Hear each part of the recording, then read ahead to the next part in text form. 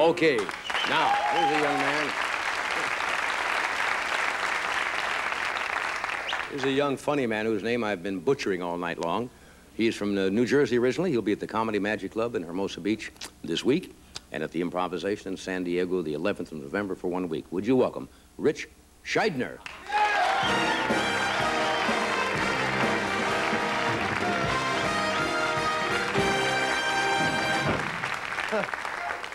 Thank you. My name is Rich. Whatever. Gotta get rid of cable TV. I've got to get rid of cable TV's a monster, isn't it? Cable TV, you sit there going, I should go to sleep. But there's still something on my television set. $40 a month, this thing never goes off. I got to get rid of it because I actually caught myself watching fishing on television last Saturday. Fishing on TV. All they ever do is, and I'm sitting at home going, I wonder if he's got live bait or a lure. I can't see what's going on there. What kind of fish is that? Turn that camera around. I can't see from this angle. Sit down. Even I know not to stand up in a boat. You idiots are all idiots. I love watching the television preachers. Now, Pat Robertson is running for president because God told him to run for president. When God tells me to vote for him, I will.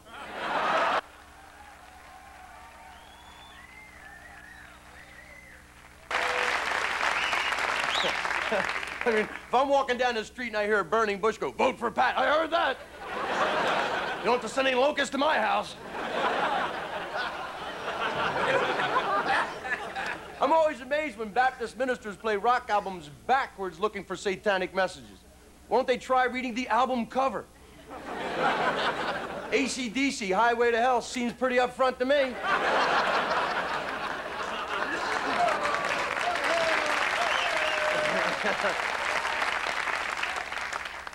And the devil has to be the dumbest character ever. The devil is sitting in heaven thinking to himself, well, let's see. God's all-powerful. He's everywhere. The creator. Yeah, I think I can take him.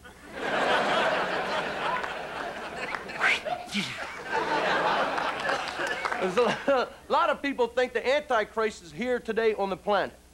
Well, it's not me. I checked my scalp. I've got 2 6s and a 5. Just close. Come on, this is the Antichrist we're looking for. If they find a person with 3 6s in the scalp, Antichrist's going to try to talk his way out of it. 3 6s, no, they're not. They're 3 9s. Look. Great, now we got to find someone with 3 6s and a line underneath it.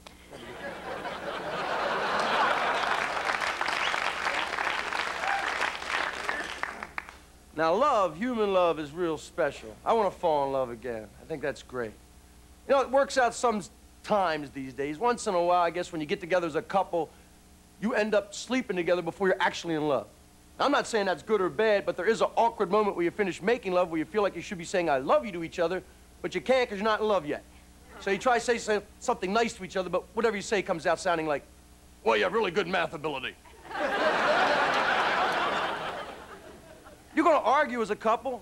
You know that no matter how much in love you are, no matter how much you need each other, there are going to be those moments in any particular day where 1 minute you look at the other person, you're thinking to yourself, I want to spend the rest of my life with you. And your next thought could be, how can I fake my death?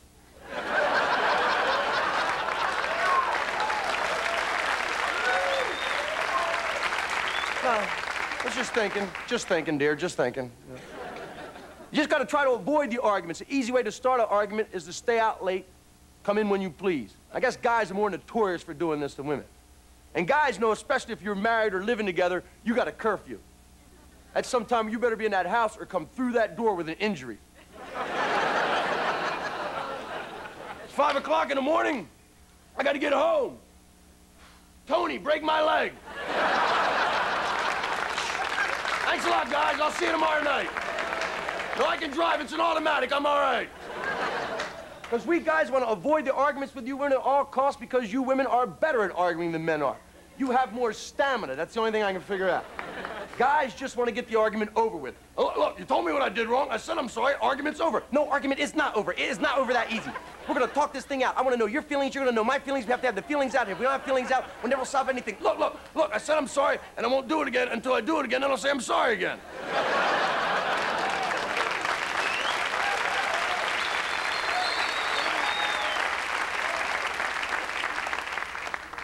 you guys know you might as well argue it out with her then and there because women remember wrongs that were not addressed properly forever. You'll pay somewhere down the road, bub. Just one night you'll be like, no, here's the deal. I know it's your favorite show. We're not watching tonight. I don't care. We're not watching. That's the way it's going to be tonight.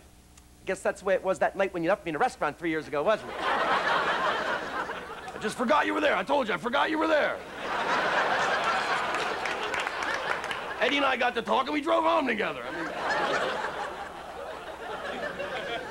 And the worst thing you women can do is when you won't tell the guy what he did wrong.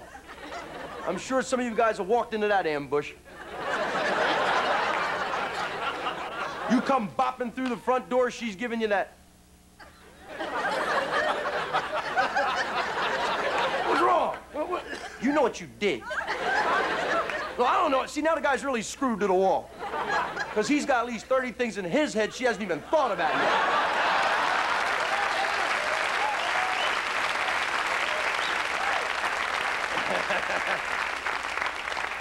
He's got to start flipping through that mental Rolodex at warp speed. God, what did I do wrong? Please, let me be right on the first try. I don't need any more heat at this point. And you guys know if you're having an argument with a woman you love and she starts to cry, you lose the argument. White flag surrender, you're done, Daddy-O.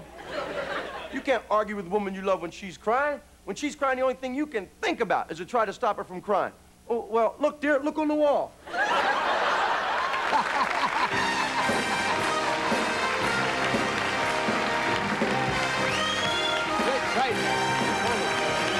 Funny stuff. Rich Scheidner. We'll be back. Good stuff, Rich.